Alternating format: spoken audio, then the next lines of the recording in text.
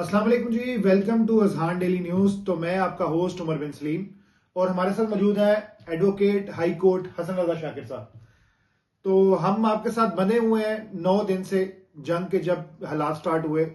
और आज हम बात करेंगे ऑयल प्राइसेस जो रिड्यूस हुई है अचानक से। हसन रजा शाकिर साहब बताएं इसके बारे में फिर। अच्छा, ये ऑयल प्राइसेस का बड़ा इंटरेस्टिंग है। जैसे ये कॉन्फ्लिक्ट शुरू हुआ था हमारे साथ, अचानक से हमने देखा कि ऑयल प्राइसेस स्पाइक कर गई। We were 10 days into the conflict, और 8 और 7 डेज आई शुड रादर से। और अचानक से जो प्राइसेस हैं वो almost they were close to like $118 per barrel और $120 पर बैरल, यानी कि जो कि एक्सपेक्टेड भी था कि ऑयल प्राइसेस बढ़ेंगी। उसके फैक्टर्स हमने अपनी प्रीवियस वीडियोस में हमने जी, बड़ी हमने डिटेल के प्रीवियस वीडियोस में साथ बताया। शेयर कर लिए थे कि क्यों प्राइसेस बढ़ रही हैं। लेकिन फिर अचानक से हमने एक पिछले 2 दिन से देखा कि एक डिप आया है ऑयल प्राइसेस में। आज बल्कि मजीद जो है वो स्ट्रेस कम हुआ है, जिससे बहुत सारे लोग ये ज्यूम कर रहे हैं कि शायद फाइनेंशियल स्ट्रेस जो है वो डिक्रीज हुआ है ऑयल प्राइसेस के ऊपर, और शायद इस कॉन्फ्लिक्ट में कोई अब रेजोल्यूशन की तरफ हम जा रहे हैं। तो इसमें जो एक फंडामेंटल मेरा जो पॉइंट ऑफ व्यू है वो थोड़ा सा इस पे थोड़ा सा डिफरेंट है। ये ऑयल प्राइसेस के बढ़ने की हद तक मैं इसको कन्फाइन पहले करूंगा कि जो ऑयल प्राइसेस, इसमें बहुत सारे फैक्टर्स के जो इस कॉन्फ्लिक्ट के फैक्टर्स हैं वो तो है ही हैं। Those factors was also involve, but apart from those factors इसके साथ कुछ और फंडामेंटल फैक्टर्स भी इन्वॉल्व हैं, जिसकी वजह से ये प्राइसेस अचानक से हमने देखा बढ़ गई और उसके बाद ये कम हो गई। देखिए, जब भी कोई कॉन्फ्लिक्ट स्टार्ट होता है ना, तो बहुत सारे जो फाइनेंशियल इंस्टीट्यूशंस होते हैं, जो फाइनेंशियल ट्रेडिंग हब्स होते हैं, जो मॉनेटरी एक्टिविटी को बड़ा क्लोजली वॉच भी कर रहे होते हैं, और उसके साथ साथ पॉलिटिकल जियो पोलिटिकल सिचुएशन पे भी उनकी बड़ी गहरी नजर होती है। जितने बड़े बड़े इन्वेस्टमेंट बैंक्स हैं, तो वो जो फ्यूचर की ट्रेड होती है ना, फ्यूचर ट्रेड्स ऑयल की, कमोडिटीज की, जितनी हमारी कमोडिटीज उनकी ट्रेड मार्केट होती है, उनकी हमेशा पॉलिटिकल स्पेक्ट्रम पे बड़ी गहरी नजर होती है। तो जैसे ये कॉन्फ्लिक्ट स्टार्ट हुआ, तो मुझे ऐसा लगता है, this is solely my point of view, कि जैसे ही ये कॉन्फ्लिक्ट स्टार्ट हुआ होगा तो जो बड़े बड़े फाइनेंशियल इंस्टीट्यूट्स होंगे, उनके जो इन्वेस्टर्स होंगे, उन्होंने शायद ये बेट किया होगा फ्यूचर मार्केट्स में कि अब ऑयल की प्राइसेस जो है वो बढ़ेंगी। तो जिसकी वजह से कपल्ड विद मल्टीपल फैक्टर्स, जंग के फैक्टर्स के अलावा, ये एक जो है ना एक परसेप्शन बना कि ऑयल प्राइसेस बढ़ेंगी, जिसकी वजह से अचानक से मार्केट सेंटिमेंट चेंज हो गया और ऐसा लगने लगा कि अब ये प्राइसेस जो है they are spiralling out of control. But जो जितने भी क्रेडिटर्स होते हैं ना, जो बैंक्स होते हैं, उन वो इस चीज को बड़े क्लोजली वॉच कर रहे होते हैं। तो वो बेसिकली जितनी भी इकोनॉमिक एक्टिविटी है उसको real time data, demand supply structure, production, demand, consumption के हिसाब से मैनेज कर रहे होते हैं। तो जैसे ही वो जब मार्केट ऊपर जाती है तो वो फिर बहुत सारी मार्केट फोर्सेज एक्टिव होती हैं, ऐसा और ही है। उसको हम कहते हैं करेक्शन। तो कि इतने भी अभी हालात खराब नहीं हो, वो रिलेटेड टू गो, अगर ये कॉन्फ्लिक्ट जो है प्रोलॉन्ग करता है तो प्राइसेस अल्टीमेटली ऊपर ही जानी है, लेकिन इस तेजी से ऊपर नहीं जानी थी। तो मेरा ख्याल है कि ये थोड़ी सी करेक्शन भी आई, मार्केट बहुत तेजी से ऊपर चली गई। तो बहुत सारी शायद मार्केट फोर्सेस ने ये डिटरमिन किया होगा कि अभी सिचुएशन इतनी भी बुरी नहीं हुई, क्योंकि इसमें कह देते हैं बहुत सारे इन्वेस्टर्स इसको लॉन्ग कर देते हैं कि अब तो बढ़ गया। आज तो तो मगर डिक्रीज हुआ, आज डिक्रीज हुआ, वो आज डिक्रीज डिक्रीज। इसी वजह से हुआ क्योंकि उसको करेक्शन कहते हैं हाँ मार्केट जी। की अगर फाइनेंशियल मार्केट की उसको टर्मिनोलॉजी में देखा जाए कि ये करेक्शन आई है, कि वो करेक्शन किस बेस पे आई है, कि जो इस वक्त रियल टाइम सिचुएशन है, जो रियल टाइम डाटा है डिमांड सप्लाई प्रोडक्शन का, उसकी बेस पे जो प्राइस है वो डिक्टेट होती है कि जो फाइनेंशियल मार्केट ऑयल प्राइसेस क्या होंगी या किसी भी कमोडिटी की प्राइसेस क्या होंगी। अच्छा, इसके साथ एक और फंडामेंटल फैक्टर है कि जो प्राइसेस कम हुई हैं उसकी रीजन ये भी है कि आपको पता है कि G7 कंट्रीज जितनी भी हैं, हमारी जी। टॉप 7, उनके अपने स्ट्रेटेजिक रिजर्व्स होते हैं नेशनल एनर्जी कमीशन के। और वो स्ट्रेटेजिक रिजर्व्स इन्हीं मकासद के लिए बनाए जाते हैं कि अगर खुदा ना खास्ता कोई ऐसी सिचुएशन आ जाए दुनिया में जिसमें एक ग्लोबल कॉन्फ्लिक्ट एस्केलेट हो जाए, तो ये अंडरस्टूड बात होती है कि उसमें प्रोडक्शन ऑफ ऑयल जो है वो, या अदर कमोडिटीज जो है वो इफेक्ट होगी। तो उस सूरत के लिए बड़े बड़े जितने ममालिक हैं, China, Russia, one of the biggest countries part of that group, America, United states और यूरोपियन कंट्रीज हैं, उन्होंने एक जो है एक स्ट्रेटेजिक रिजर्व रखा होता है, और वो कमीशन के पास होता है, national energy commission, international energy commission के पास। तो वो इन हालात में रिक्वेस्ट फॉर्मली G7 कंट्रीज करती हैं कि जी आप स्ट्रेटेजिक रिजर्व्स को खोल दें या उसकी परमिशन हमें दे दें कि हम उन स्ट्रेटेजिक रिजर्व्स को यूज कर लें। ये स्ट्रेटेजिक रिजर्व्स बेसिकली क्या होते हैं कि ये बहुत सारी स्टोरेज कैपेसिटी होती है ऑयल की उन हालात के लिए कि अगर कोई ऐसी सिचुएशन बन जाए तो हमारे पास कम से कम 2 महीने का, 3 महीने का एक स्टोरेज कैपेसिटी हो। तो जब उन स्ट्रेटेजिक रिजर्व्स को खोल दिया जाता है, ओपन कर दिया जाता है, या तो फिर मार्केट जो है वो एक जो उसका स्ट्रेस है कि इतनी तेजी से डिमांड जो है वो बढ़ रही है और सप्लाई है नहीं, वो कम होता है। तो मेरा ख्याल है those two factors are very fundamental, और ये बहुत बड़े पर्टिनेंट फैक्टर्स हैं जिसकी वजह से मार्केट जो है वो थोड़ा सा कंट्रोल में आई है। एक तो स्ट्रेटेजिक रिजर्व्स का, जैसे मैंने आपको बताया कि G7 कंट्रीज ने अपनी स्ट्रेटेजिक रिजर्व्स को खोलने के लिए फॉर्मली रिक्वेस्ट कर दी है, जिसकी वजह से मार्केट फोर्सेस को लगा होगा कि अभी इतनी पैनिक सिचुएशन नहीं है। बड़े बड़े मुल्कों के पास स्ट्रेटेजिक रिजर्व्स अवेलेबल है काफी ज्यादा मिकदार में। दूसरे नंबर पे ये फाइनेंशियल, जैसे मैंने कहा कि फाइनेंशियल मैनिपुलेशन भी होती है कुछ बड़े बड़े फाइनेंशियल इंस्टीट्यूशंस की तरफ से, कि वो मार्केट को थोड़ा सा, जिसे कहते हैं रग एंड पुल करना, वो फौरन ऊपर चली जाती है फिर अचानक से करेक्ट हो जाती है। तो ये मेरे ख्याल से ये मार्केट मैनिपुलेशन भी इसमें थोड़ी सी मुझे लग रही है, जिसकी वजह से ये प्राइसेस ऊपर गई और उसके बाद थोड़ी सी करेक्ट हो गई। लेकिन इसका मतलब ये नहीं है कि अभी ये जो प्राइसेस हैं वो ये स्टेबल ही रहेगी, ये ऊपर जा सकती है। आज डोनाल्ड ट्रंप की जो प्रेस कॉन्फ्रेंस हुई है, कहीं ये जंग इख्तिताम की तरफ तो नहीं जा रही है?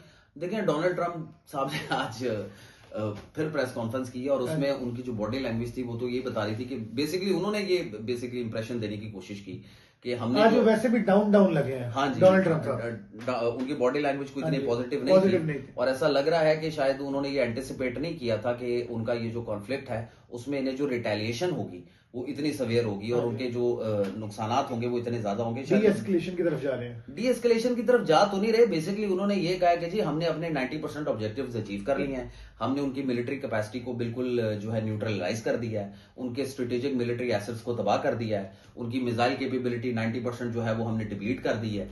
तो जिसकी वजह से अब हमें जो है हम अपने ऑब्जेक्टिव जो है हम ऑलमोस्ट अचीव कर लिए हैं। लेकिन बेसिकली ऑब्जेक्टिव तो इनका रिजीम चेंज था, बेसिकली वहां पे तो ये अपना एक फेवरेबल गवर्नमेंट बैठाना वो ये अचीव नहीं कर सके, तो वो तो फिलहाल उसके तो हमें कोई आसार नजर नहीं आ रहे। अब देखें, अब इसके पीछे एक और रीजन भी हो सकती है कि एक देखें उनके जो नए सुप्रीम लीडर अपॉइंट हो गए आज फॉर्मली कल, मुश्तबा खामनाई साहब, तो मेरा ख्याल है कि पहले चूंकि उनके जो पहले तो सिचुएशन ईरान के लिए एक ये भी डिफिकल्ट थी कि उनके लीडर सुप्रीम लीडर चले गए, उनकी सारी टॉप ब्रास जो है उनकी IRGC की वो चली गई। तो अब लेकिन चूंकि उन्होंने अपना नया लीडर चुन लिया, तो मेरा ख्याल है that might be a possibility कि वो रीग्रुप कर रहे हो और अपने स्ट्रेटेजिक और मिलिट्री एसेट्स को सेव कर रहे हो या उसे सिक्योर कर रहे हो और दोबारा से कोई स्ट्रेटेजाइज कर रहे हो, जिसकी वजह से शायद यूएसए को, अब देखें यूएसए कभी भी पब्लिकली तो एडमिट नहीं करेगा कि हमारे उस तरह से ऑब्जेक्टिव्स अचीव नहीं हो सके। Basically there is war of perception. जब भी जंग होती है ना तो परसेप्शन की वॉर होती है। अब बेसिकली सारा ईरान में बेसिकली कोई इंडिपेंडेंट मीडिया तो है नहीं, कोई जो वेस्टर्न मीडिया इंडिपेंडेंटली वहां जाके कवर तो करता नहीं, जो एक्चुअल सिचुएशन बताए वो तो यही दिखा रहे हैं कि ईरान पूरा तबाह हो गया। लेकिन एक्चुअल में जो यूएस लॉसेज इनकर कर रहा है, जो या US led military alliance losses इनकर कर रहा है, उसके बारे में अब आहिस्ता आहिस्ता खबरें आने लगी हैं कि अच्छे खासे लॉसेज हुए हैं। लॉस तो उनका बहुत हुआ, ठीक है, मिलिट्री एसेट्स का भी बड़ा शदीद लॉस हुआ और उनके जो है वो स्ट्रेटेजिक एसेट्स का भी बड़ा शदीद नुकसान हुआ है। और तल अवीव में तो बिल्कुल एक तरह की सेंसरशिप है, वहां पे तो इतनी बम्बार्डमेंट हो रही है लेकिन वहां से कोई खबर ही नहीं निकलती क्योंकि मीडिया सेंसरशिप है। बड़े बड़े जो इंटरनेशनल मीडिया स्टेट चैनल्स है उनको भी इजाजत नहीं है कि आपने खुल के रिपोर्ट। अब उन्होंने पाबंदी लगा दी है सोशल मीडिया के ऊपर भी कि आप अपनी वीडियो नहीं लगा सकते, ये हमने देखा है बहुत सारे मुल्कों में। ये वॉर में ऐसे ही होता है because it's a game of perception. आपने परसेप्शन एटलीस्ट अगर आप you are not even doing well, तो देखें मैं आपको एक बड़ी उमर साहब इंटरेस्टिंग बात बताता हूँ कि ये जो हम वॉर का कॉन्फ्लिक्ट की बात कर रहे हैं ना, basically this is a war of endurance. Iran को ये पता है कि वो मिलिटरीली तो ये वॉर नहीं जीत सकेगा, USA is a huge power, but उन्होंने इस कॉन्फ्लिक्ट को एंड्योर करके इसके लॉसेस को एंड्योर करके इस कॉन्फ्लिक्ट को प्रोलॉन्ग करना है।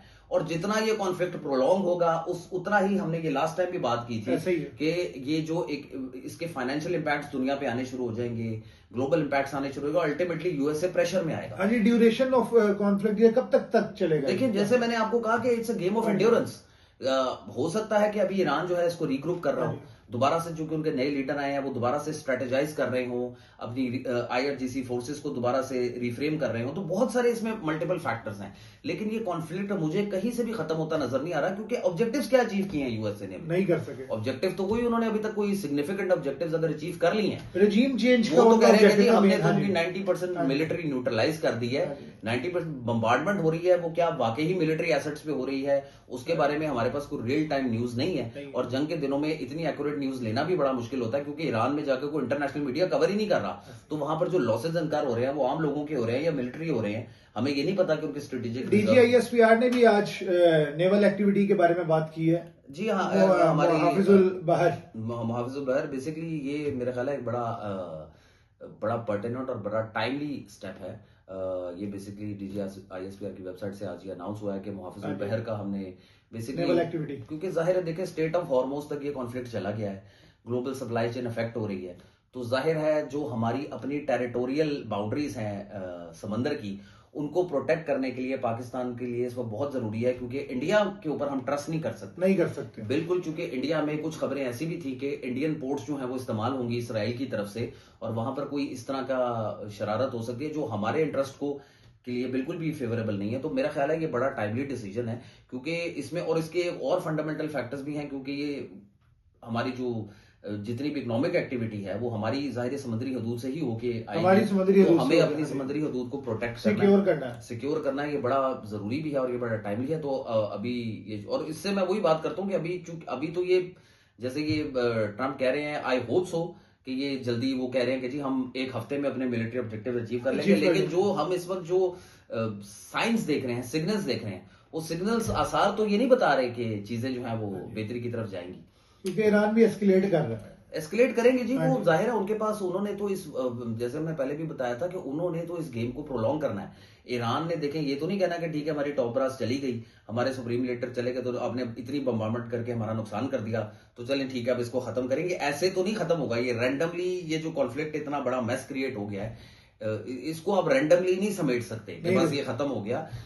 इसके जैसे मैंने कहा it has far reaching consequences, और इसको समेटते समेटते भी वक्त लग जाएगा, उसकी मोडालिटीज क्या होंगी, उसका फ्रेमवर्क क्या होगा, ये बहुत इंपॉर्टेंट चीजें हैं जो अभी तक कोई हमारे सामने नहीं है। ये सिर्फ बातें ही हैं, इट्स जस्ट मतलब हेयर से वो डोनाल्ड ट्रम्प साहब ने कह दिया कि हम एक हफ्ते में इसको लपेट देंगे, भाई एक हफ्ते में आप क्या करेंगे, उनकी मिलिट्री को न्यूट्रलाइज कर देंगे, देन व्हाट, ठीक है ना, बिकॉज उनकी तो नई सुप्रीम लीडरशिप आ गई है। तो आई डोंट थिंक सो कि ये जो चीज है ना, ये एस्केलेशन अभी फिलहाल हमारे पास कोई क्लैरिटी है कि ये सेटल होने की तरफ जा रहा है, अभी कंफ्यूजन है, there is lot of confusion. आप लोगों का बहुत शुक्रिया, हसन साहब एडवोकेट हाई कोर्ट की प्यारी प्यारी बातें सुनने का बहुत शुक्रिया। हमारे चैनल को सब्सक्राइब करें, लाइक करें और बेल आइकन के बटन को दबाएं। हसन साहब आपका बहुत शुक्रिया सर, थैंक यू।